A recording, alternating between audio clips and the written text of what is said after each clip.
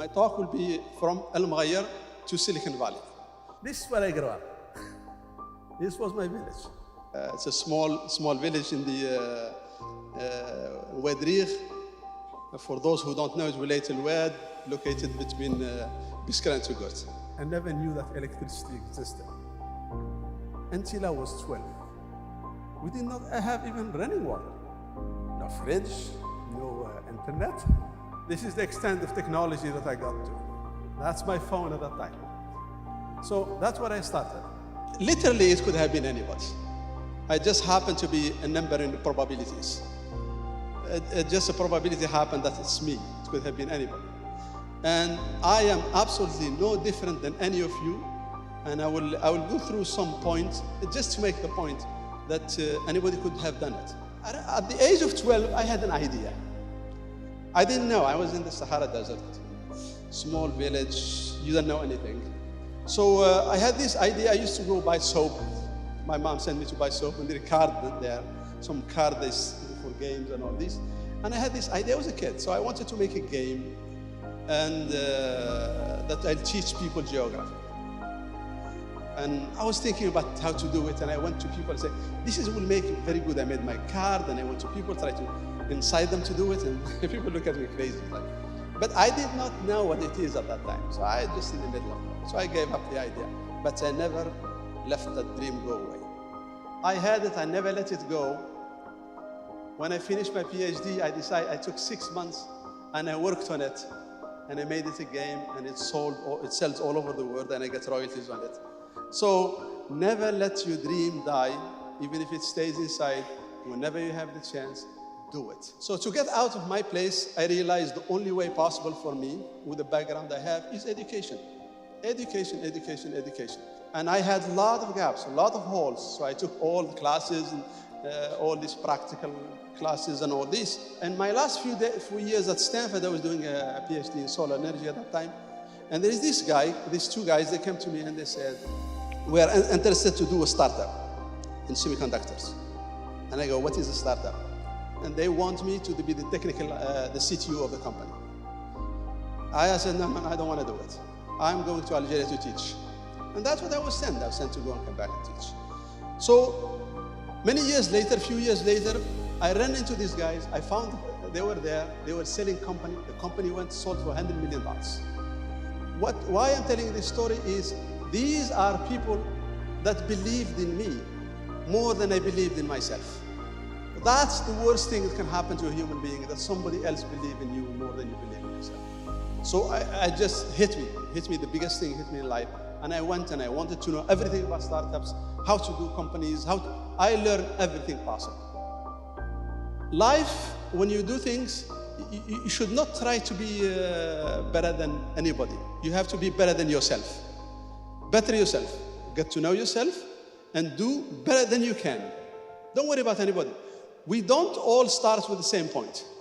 Some people have their fathers is Bill Gates, and some people have Mahatma Gandhi, I guess, or something like that. So we don't have the same funding, so we start differently. So you do what you can with what you have, and you push forward. And while going, so what you do is you take it step by step, you set goals, and you go step by step, and don't worry about what's happening around you. So it's small, solid steps and strong goals. And while going, remember to leave your footprints. You have to go and leave your footprints. For whatever you do, you are a farmer, you are a scientist, you are somebody sweeps the floors, you try to do the best you can. And that's what all you need to do. So if you look at it this way, it looks like stairs going up. This is life, is very easy. In fact, life is not like that, unfortunately. It's more like this. At least my life has been like this, or even worse. So you go up and down and up and down, and life is full of ups and downs, and you have to ride them and take them to where, and just wake up every time when you do it. I will tell you small stories. So I went to my taxman, a guy who was about 80 years old, and he was doing his taxes, my taxes, and he told me, "Let me tell you an advice." And he said, "Look, you are not old enough to know this. I am retired. I sit in the backyard. And there is nothing that bothers me in life than things that I want to do and I have never done. It eats me in life, and you cannot sleep when you're old. So do them now. The next day I quit my job and I went and I did something else. If you have something in your mind and you want to do it, don't let it there. Get it out of your system. That's the best way to do things. It's by trying and moving forward, you learn things. If you break eggs, let it be. The more eggs, the bigger the omelet. So please discover yourself and know what you love. It is money, let it be money. Research that, but you have to love what you want to do. And things will roll out from there. My advice is never stop advancing and never look back except to assess yourself. Don't let life define you, you should define life. And keep dreaming. Don't downplay yourself, risk big, do things, and if it doesn't work, you go back and work for some other companies. Life is short to just keep repeating the same thing. You really need to snap out of it like, let me lose a couple of years of my life. It might lead somewhere. Don't be afraid of, see, you cannot make an omelet unless you break the eggs. You learn, also you fail in life. It's okay. You fail in life, and while failing, I learned so many things. So if it's a good, successful company, everything is going fine and you don't learn very much. If it's a failure, you learn so much. It's unbelievable. If you really have a good education and you step out of, government is going to give me a job, what am I going to do, all that stuff. You have to get out of it. Start to think about what problem the society has, can I solve it? A lot of people tell me, I have an idea. Everybody has an idea. Everybody in his whatever has an idea. Ideas is the easiest thing to have in life. If you don't have an idea, there is something wrong with you. Whether you make money or not, or it's already out or not, that's another story. But at least, I'm telling you, ideas are bound, so it's not the idea that's important. Let me tell you, none of us is smart enough to know everything.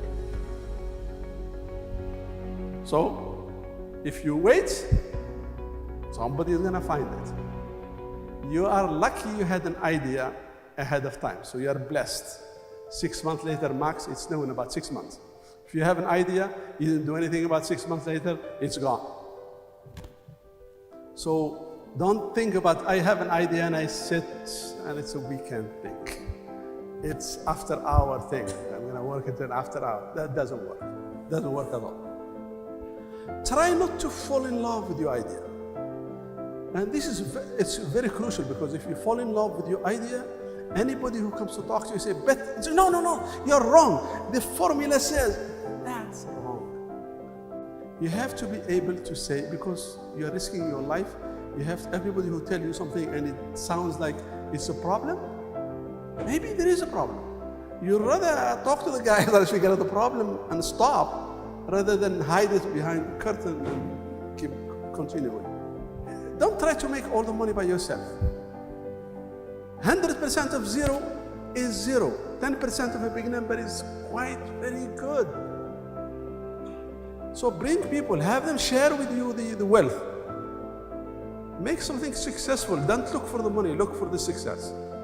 Why am I taking it? I'm not bragging about it. It's one thing, if you have a dream, don't let it go.